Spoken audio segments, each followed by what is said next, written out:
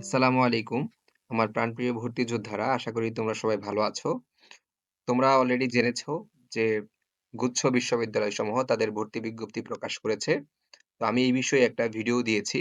সেই ভিডিওতে আমি বিস্তারিত দেখিয়েছি যে তোমরা কিভাবে ভর্তি পরীক্ষায় আবেদন করবে এবং তোমরা কি যোগ্যতা থাকলে তোমরা সেই গুচ্ছর আলাদা, আলাদা ইউনিটে আবেদন করতে পারবে।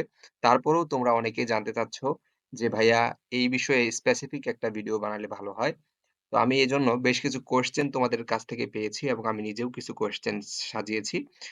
সেই ভিত্তিতে আজকে ভিডিওটি আমি তোমাদের সাথে শেয়ার করব। তো দেখো আমরা একটু সর্বপ্রথম প্রশ্নগুলো দেখে নেই যে তোমাদের কাছ থেকে কি প্রশ্ন আমি পেয়েছি। তো এখানে এ A, B এবং C ইউনিটে আবেদনের যোগ্যতা ও শর্ত কি? অনেকেই জানতে চেয়েছো। দ্বিতীয়ত অনেকে জানতে চেয়েছো যে আবেদন শুরু ও শেষ কবে? তারপর আবেদন পদ্ধতি এবং সময়সূচি, ভর্তি পরীক্ষার সময়সূচি সম্পর্কে জানতে চেয়েছো। তারপর ভর্তি পরীক্ষার কেন্দ্র কি ঢাকায় থাকবে কিনা? এই ধরনের প্রশ্ন অনেকে করেছো। তো সব মিলিয়ে আমার মনে হলো যে আলাদা, আলাদা প্রশ্নের উত্তর দিতে গেলে অনেক ঝামেলা। তার চেয়ে বরং একটা শর্ট ভিডিও করে ফেলি। তো আমি আজকে তোমাদের সাথে সিরিয়ালি এই প্রশ্নগুলো আলোচনা করব। তো সর্বপ্রথম একটু আমরা দেখে নেই যে A, B এবং C ইউনিটে আবেদনের যোগ্যতা ও শর্ত কি? তো সেইজন্য আমি তাদের যে ভর্তি বিজ্ঞপ্তিটি সেটি আমি ওপেন করে রেখেছি। তো দেখো এই যে প্রত্যেকটা ইউনিট A, B এবং C এই ৩ টা ইউনিটই কিন্তু গুচ্ছতে রয়েছে। তো ৩ টা ইউনিটে কি যোগ্যতা থাকলে তুমি আবেদন করতে পারবে সেই সম্পর্কে তারা এখানে সুন্দর করে লিখে দিয়েছে। এই যে A, B, C।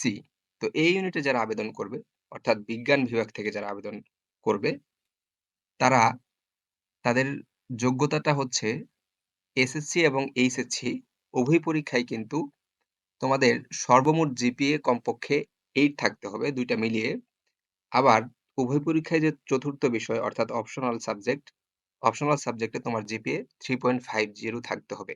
কোনোভাবেই 3.50 র নিচে পেলে তুমি কিন্তু আবেদন করতে পারবে না, তুমি ডিসকোয়ালিফাইড।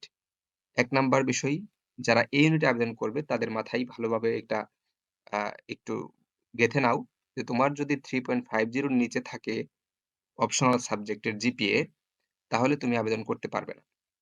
তো অপশনাল সাবজেক্টে 3.50 সহ সর্বমোট এসএসসি এবং এইচএসসি ২ টা মিলিয়ে তোমার কমপক্ষে ৮ থাকতে হবে।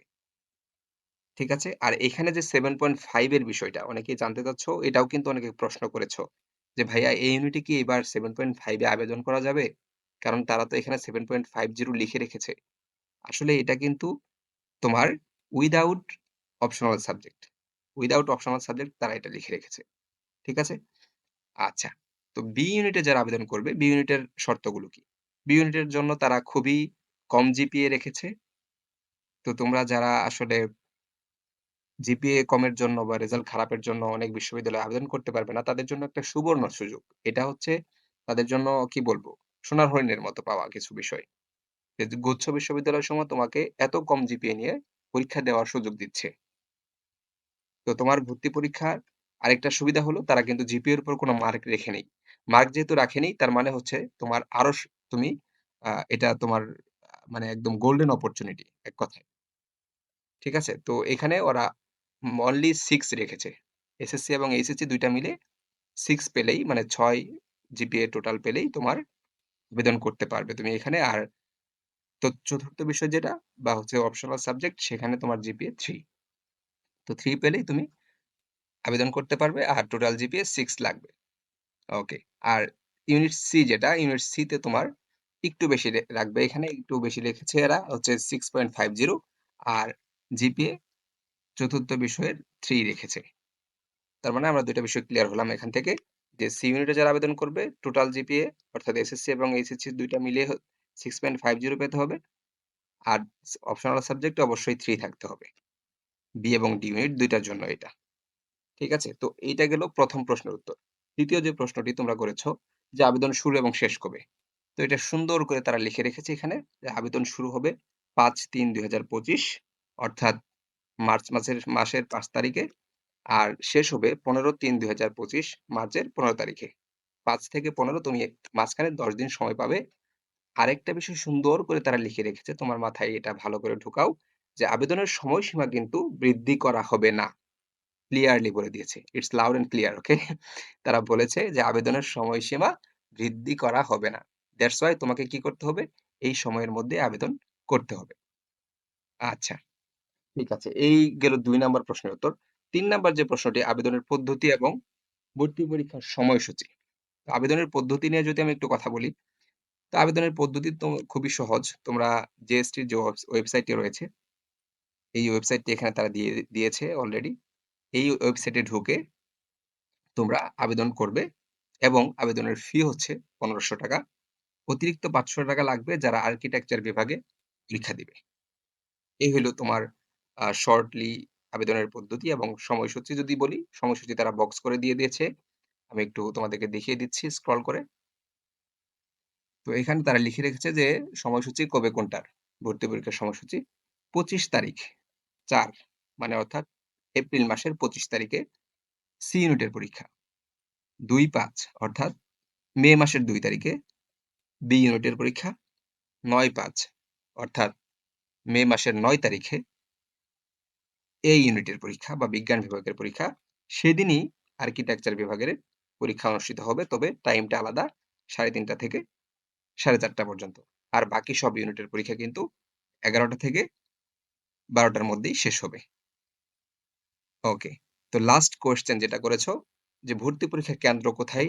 অনেকেই জানতে চাচ্ছ যে গুচ্ছের পরীক্ষা কি ঢাকায় গিয়ে দিতে হবে কিনা? তো তোমাদের জ্ঞাতার্থে বলে রাখি যে ভর্তি পরীক্ষা যখন তুমি আবেদন করবে, আবেদন করার সময় তোমার একটা কেন্দ্র কিন্তু পছন্দ করতে হবে। তোমার পছন্দ অনুযায়ী সেখানে তুমি পরীক্ষা দিতে পারবে। ওই পছন্দকৃত কেন্দ্রটাই কিন্তু চূড়ান্ত বলে বিবেচিত হবে তারা লিখে দিয়েছে। আর আবেদনের সময়সীমা শেষে কোনোভাবেই কিন্তু কেন্দ্র পরিবর্তন করা যাবে না। তো যখন তুমি আবেদন করবে তখনই তোমার ডিসাইড করতে হবে যে ঠিক কোথায় তুমি পরীক্ষা দিবে। তোমার কাছাকাছি যে বিশ্ববিদ্যালয়টি রয়েছে, এখানে টোটাল ২০ টা বিশ্ববিদ্যালয়ের সিরিয়াল দেওয়া। তোমরা একটু কাইন্ডলি দেখে নিও। কারণ আমি আলাদা, আলাদা পড়তে গেলে অনেক লং হয়ে যাবে ভিডিওটি।